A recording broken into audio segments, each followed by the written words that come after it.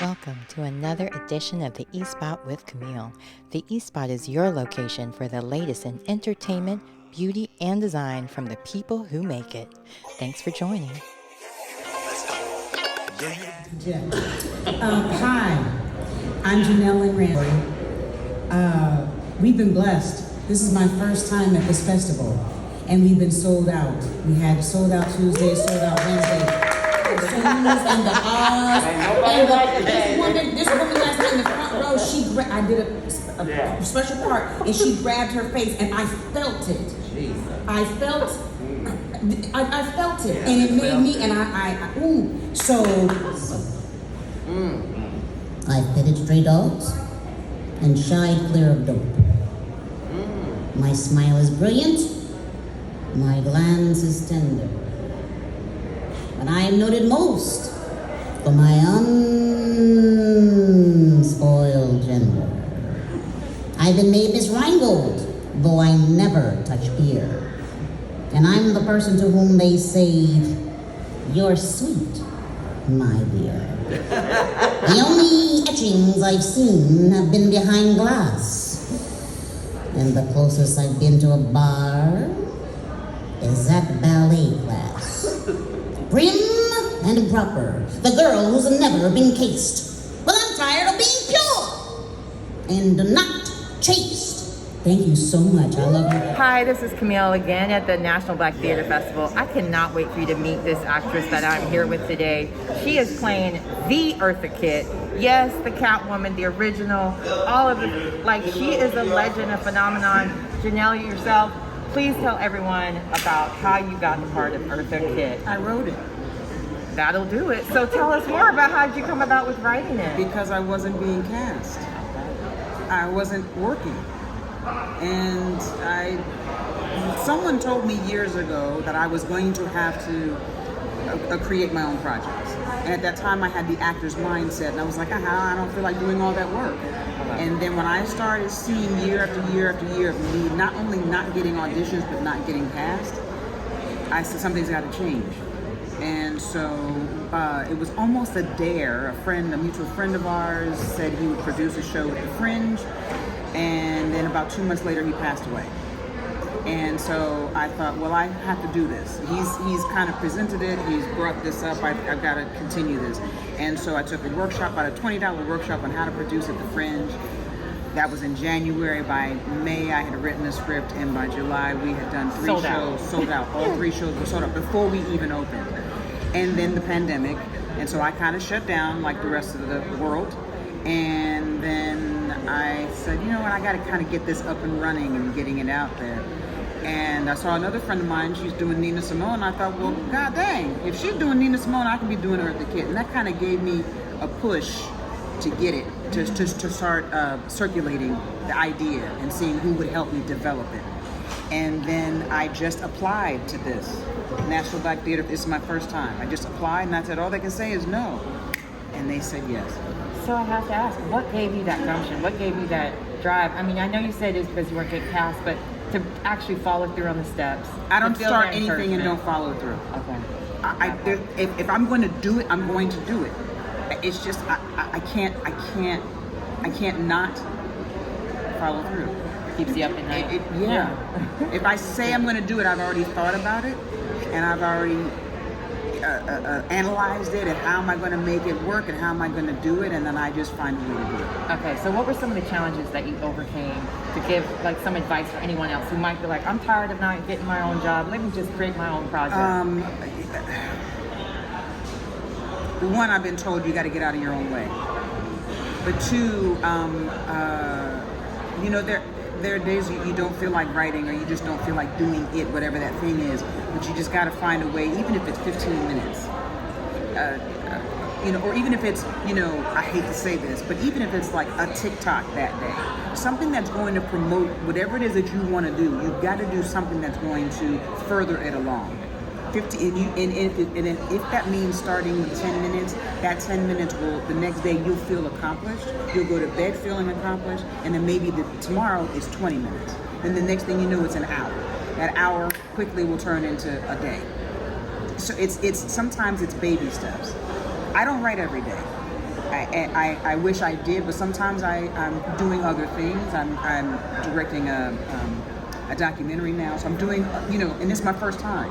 I don't know anything about directing. I'm not really a director, but I love the filmmaking process, so I'm just trying something else. I love this. So how can everyone keep up with you, keep involved in what you're doing, and support all the amazing stuff you're doing? I mean, Eartha Kitt, come on. One, I'm on Instagram, so I'm Jenelle Lynn Randall on Instagram. I don't tweet. I'm not really a tweeter. I'm on Facebook, Jenelle Lynn Randall. I think that's my name. And you mentioned TikTok. Sorry. I mentioned TikTok. It's funny. I created Eartha Slays, or I'm Still Eartha, or something. I don't even know what my name is, but I created it, but haven't done it yet. Okay. Because that's a job. Oh my gosh, a full-time job. I take summers off. Yeah, I don't know how people do it. But I created it, so maybe when I go back home after this, I'll start putting out little, second reels, 3-second reel, or I don't even know how long they give you. How long do they give you? 15, 30 seconds. They keep changing. They keep changing. Every day. It's something. I'm more of an Instagrammer. I love Instagram. Okay. So, but yeah, I am on TikTok. If it has something to do with Eartha Kitt and Jenelle, that's probably me. Okay, perfect. So one last question. How are you enjoying being in North Carolina and being part of the National Black Theater Festival? Because this is your first time. This is my first time, and Black people are unmatched as an audience member. They are the fourth character in this show. Do you understand what I'm saying? Yes, I do. When this lady grabbed her face last night at a specific part in the show, and I felt her pain, and immediately I felt that pain. So I gave it, she gave it back, and then I gave it back. So we hit the ground running. Like, this is the best. If you're Black and you have a project that you want to be seen, you apply, and no matter how many times it takes, keep applying and get here. Because you will meet people, you will network, it will come to fruition. Well, thank you again for being part of the East Spot with Camille. Yes! I absolutely adore meeting you, and congratulations on all the wonderful success you have coming your way. I'm sure much more is coming, and you'll be getting cast in all the things from here on out. So thanks again. It was my pleasure to be on the East Spot. I love that. Thank you. Thank you. Okay. Now, Jenelle, I have a little trivia for you. Since you're playing Eartha Kitt, Eartha Kitt, as you know, was blacklisted because of what she said to Lady Bird Johnson. And she finally came back years later in a Pam Grier. It was called Friday Foster. And at lunchtime, I got to sit with Eartha Kitt. And growing up, I knew who that was. Some of the other actors didn't know, but I knew. I corralled her and I sat and I had lunch with her one day on the set. An extraordinary, as you know, an extraordinary lady. So that's just a little bit of trivia for you. Friday Foster. I've done a couple of comedies here at the festival. One of my first comedy was a play called Soul Survivor. I did that here, and then I did Four Queens, No Trump. They were really received well. They were comedies. They made you laugh. So what I want to do is introduce to you that I have a new comedy. It's called Blues in My Coffee. Now, in the Irish theater, they do a lot of what they call bar plays or tavern plays, where the whole action takes place in a bar. And they're drinking, and the more they drink, they tell their story or they have their conflict and they work it out. I feel that Starbucks is the place for the new tavern comedy. Because everybody goes to Starbucks. You go in, you sit down, you bring your laptop or whatever, and conflict can unfold there. So that's what I did. I wrote a play, Blues in My Coffee. We're going to have a reading today at 4:30 upstairs, end of the hall, Hearn A, room Hearn A, second floor, here in the hotel, 4:30. It's very funny. I promise you, you will laugh. But at the end of the play, it will cause you reflection. It will cause you reflection. Now, I'm gonna just give you a little bit of a teaser. The play is about two black guys. One black guy is attracted to a white woman that he meets in Starbucks. And the other black guy is attracted to a black girl that he meets in Starbucks. And what I do is I point up the cultural differences between trying to get over with a white woman and trying to get over with a black woman. And laughs ensue. Okay? So, oh, the other thing is this. Neither woman wants anything to do with these guys. We're here with the Ted Lange. He's worked on several films, TV shows. Of course, you remember him from The Love Boat. But now he's here at the National Black Theater Festival. So I really got to find out. How are you enjoying being here at the festival? How's it going for you so far? I come every year. I love it. I'm a playwright also. Some people don't know that. And I'm doing my latest play. It's called Blues in My Coffee. And it all takes place in Starbucks. And so that's the coffee angle. And the blues, you have to come see the play with it. Find out where the blues come in. Yeah. Because blues definitely does come into the play. So how did you make that transition? Were you always writing scripts? Did you start out that way, or was it like whenever you had, I guess some of those, everybody goes through it as an actor, when you have some time off, did you start writing scripts to just put yourself in those scenes you wanted? I tried to cover my bases. I was already acting. I had done Broadway. I went out to Los Angeles. And in Los Angeles, I found out about a film school called American Film Institute. Applied, I got in, and then what they wanted you to do to kind of round you out as a director is they made you take acting classes, which I was already covered on that, but they also make you take writing classes, okay? So I wrote a couple of movies, and I found out how hard it is to get a movie produced. But it's cheaper to get a play produced. So I've got about 14 film scripts, okay? And I got a lot of smoke blown up my sphincter muscle. So much so that I got cancer of the tonsils.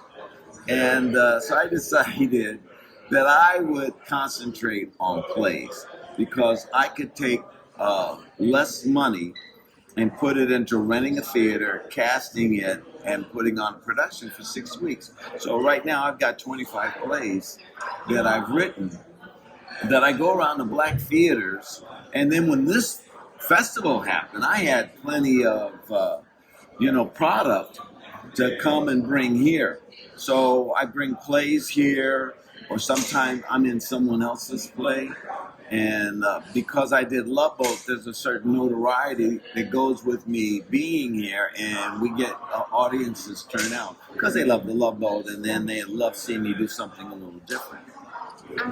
So I have to ask. So I know it was a million years ago, you probably don't remember, but it was such a diverse cast as well back then, which is something now they're starting to really make a point of trying to have that diversity.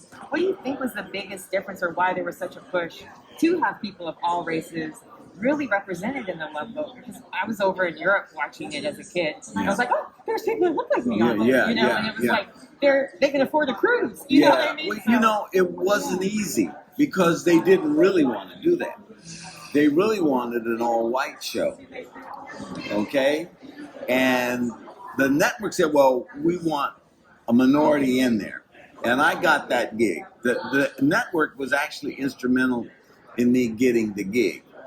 But me keeping the gig was a whole nother fight, okay? So I fought. I talked to Don Mitchell, who was on a show called Ironside, because I was going to quit because they were really rough on me, trying to get me out of there because they wanted an all-white show, okay? And then Don Mitchell said, no, you got to stay. We talked about it because he had been in a similar position, being the only black person on Ironside when they did that on NBC, I believe it was. So I stayed and I fought. Well, what happens as a consequence of that is, because I'm there, they've got to do stories that would bring in my character. And the easiest way to bring in my character was have like Bob Dion, the different people, Vernee Watson as a love interest, Tracy Reed as a love interest, because it was the Love Boat. I said, and I went to him, I said, everybody's falling in love with me. And they go, well, we're not sure how to write that, we're not, so what happened is, Bernie Coppell, who played the doctor, and Fred Grandy, who played Gopher, wrote a script for me. Wow. They wrote the script. Actors wrote the script, and then they kind of go, oh, yeah. And then finally I said to them, look, all you got to do is write a Gopher story. And then on the last pass, change it to Isaac. Because we're not an issues show. We're not doing like Sanford and Son or the Jeffersons or all. We're not doing that. We're talking about love. So you don't have to hit any issues. Just write a love story. And so that constantly coming back at them and blossomed into what you saw when you were traveling through Europe. Wow. Yeah.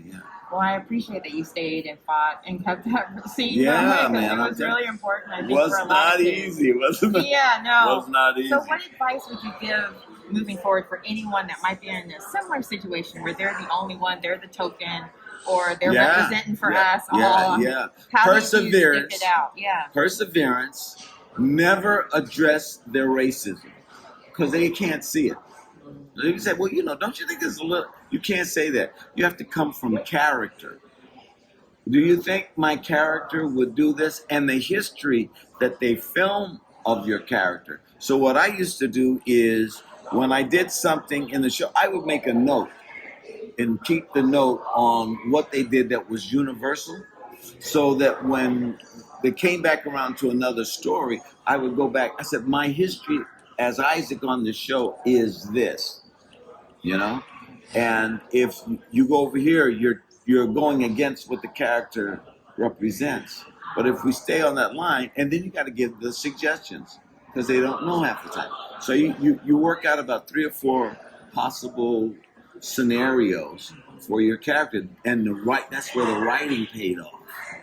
Okay, so because I was a writer, I would think differently, and that's the main thing. And the other good thing is to always do the I don't understand routines. I don't understand if Isaac doesn't like milk and he's lactose intolerant.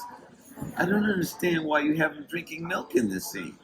And they would go, well, it's a good joke. I said, yeah, well, let Gopher have that joke. Because the history of my character is I'm lactose intolerant, and people are watching. Well, they'll laugh. No, the people are watching, and they'll say exactly what I'm saying to you now. So you it's perseverance. It's not addressing the racism to their face because you get very defensive and they call you names. And so you can't do that. But always come from character and take a writing class. It doesn't hurt for you to know. Oh, great advice. It doesn't hurt for you to know. So is there any last minute things that you would like to share with the audience just to let them know what you're having upcoming or anything like that? Well, I have a new play. It's called Blues in My Coffee. We're going to do that here at the festival. And I'm writing all the time. I've got 25 plays now, working on 26. Oh. So we'll see where that goes. And I've got about 14 screenplays, but I don't have that kind of money. I'm going to meet with Oakland. Yeah. Well, thanks again so much for being on the E Spot with Camille. And I really appreciate meeting you today. My pleasure, Camille. Know you can get it, looking exquisite, no competition, stay on a pivot. Who be watching, they be plotting, she's so motherfucking independent. Mama be big, got on her grind, she had to get out her mama house. Daddy be tripping, now she be whipping, ain't no more.